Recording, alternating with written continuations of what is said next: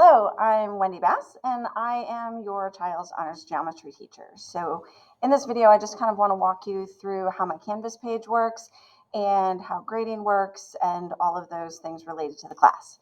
So if you log into your student's Canvas page or your own Canvas page where you can be an observer of their account, you will come to this main screen. If we look here on this left-hand side, really everything that you need to find is in this modules. So if we click on the modules, it'll take you into a screen that sometimes looks kind of busy.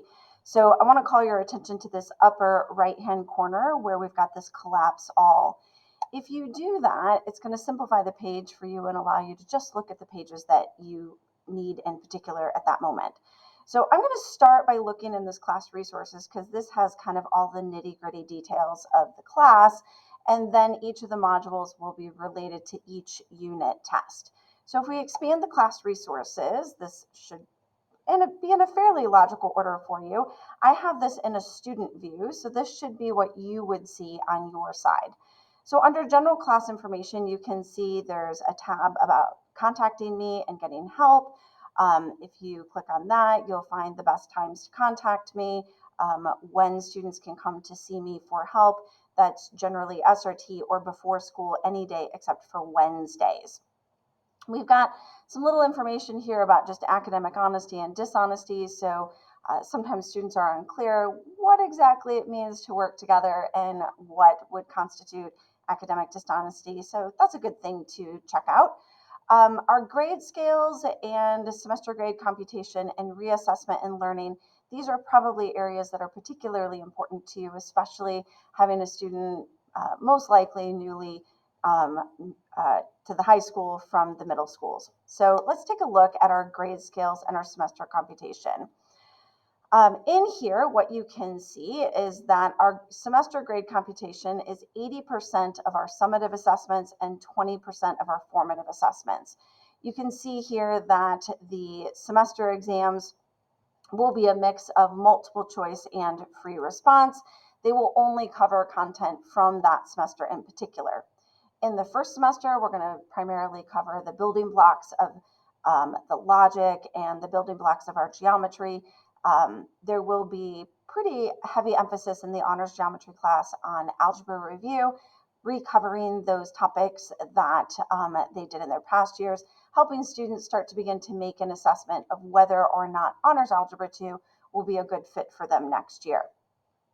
In the second semester, we move more into putting all of our skills together and starting looking deeper at shapes and how more of our shapes connect together.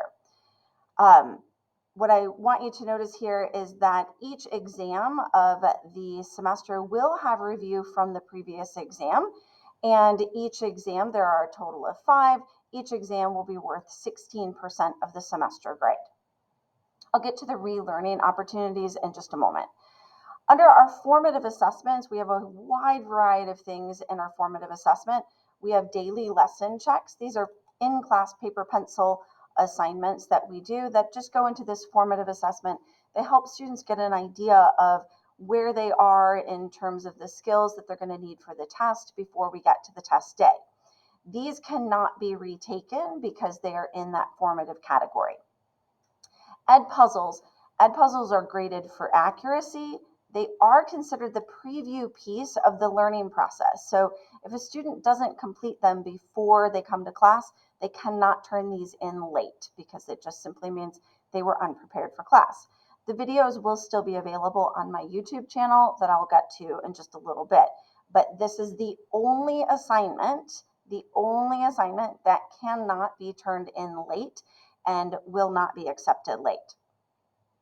They will always be due at 9:05 on the gold day or the next day that they will have class for me. Paper pencil homework, I don't always have students turn these in, but if they do, I generally grade those on completion, but there does need to be work shown to support their logic on how they came to those answers. These need to be turned in by 9:05 on the day of the test. So these can still be turned in late.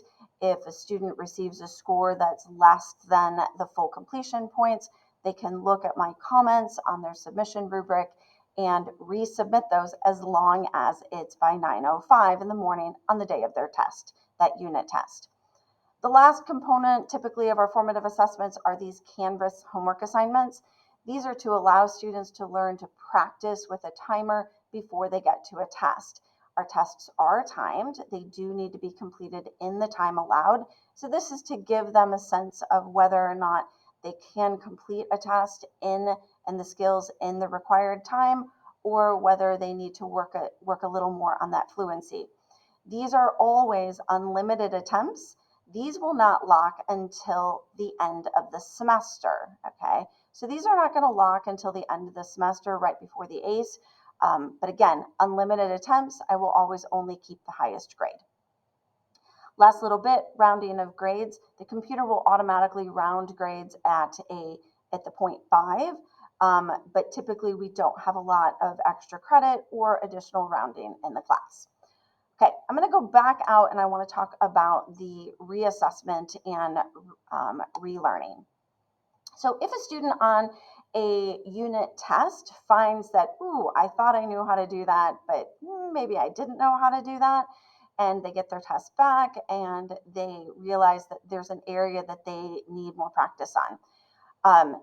There will be typically, since each unit test has review from the previous test, there's not a specific time they need to come in for that reassessment. They can use that review portion of the next unit test as their reassessment. This allows them to continue focusing on the new content and not have to make a specific time to come in to do a retake or a reassessment. Now, this top piece is pretty important. If a student scores above an 85 on all 4 unit tests without needing any reassessment opportunities, they will be allowed to skip the 5th exam, which is the ACE, that cumulative test. But they have to have that 85% on the 4 without any reassessments. Last thing, related to whether or not that reassessment score will even be allowed on a subsequent test. Both of these requirements here need to be met in order for a student to qualify to have their unit test grade adjusted when the next test is given with that reassessment or relearning opportunity. Okay, their entire Canvas module needs to be complete. Again, I'm going to get to this in a little bit about how you will know if your child's Canvas module is complete.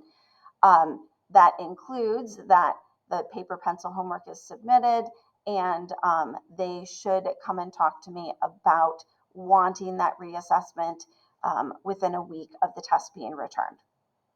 Okay, let's go back out here to the modules so I can address a couple of the other things that I mentioned in those last couple pages.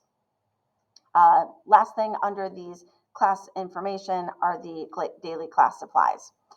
In here under the all things tech, I want to call your attention to the subscribe to my YouTube channel. If your child doesn't do one of the ed puzzles or would simply like to re-watch a video from an ed puzzle, they can find all of those on my YouTube channel. So if you're wanting to subscribe to that, click that link and you'll be able to subscribe to the channel, find all the videos. Now, I'm going to collapse this class resources and I'm going to come down here to our first unit. You'll see that our first unit is actually just all of chapter 1 because it's a pretty big chapter. Our chapter test will be September 7th, which means this entire module needs to be complete by the morning of September 7th. So if it's not done by 9:05 on September 7th, your child will not qualify for a reassessment or relearning opportunity. You'll know that your child is going to qualify if when you look at their Canvas module, in this particular module, you will see these green check marks all the way down, okay? There are specific things that they need to complete. Once they complete them, those green check marks will be there. As long as they have all green check marks down all the way down the entire module, they will qualify. If you see any of these little red with a line through them, this means that that requirement has not yet been completed. Either they haven't turned it in or they haven't viewed the page. You'll see on each of these, it tells them what needs to be done. They either need to just submit something, maybe right here. They need to maybe contribute to this discussion. Maybe there's a ed puzzle that they needed to submit. It's a score of a 0.1. If they just submit it, they get a 0.1. On this little rocket means it was a Canvas quiz, and this indicates that they needed to have a particular score. For every day, you can see each day has its own agenda and homework. So taking a look at what we did on Tuesday, you can see that on each day, there's the targets for the day. You'll be able to find those. If your child's absent, they'll be able to see exactly what we did. There will be links to both a blank version of whatever we did and the answer key for whatever we did in class. And then you'll see a breakdown of all of the homework. Was there some paper pencil, and was there a Canvas page? So that pretty much covers everything in my Canvas page and covers all the reassessment and learning opportunities.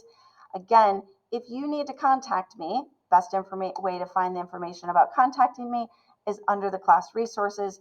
You can see all that's right here. So feel free to shoot me a message if there's anything else I can help you with.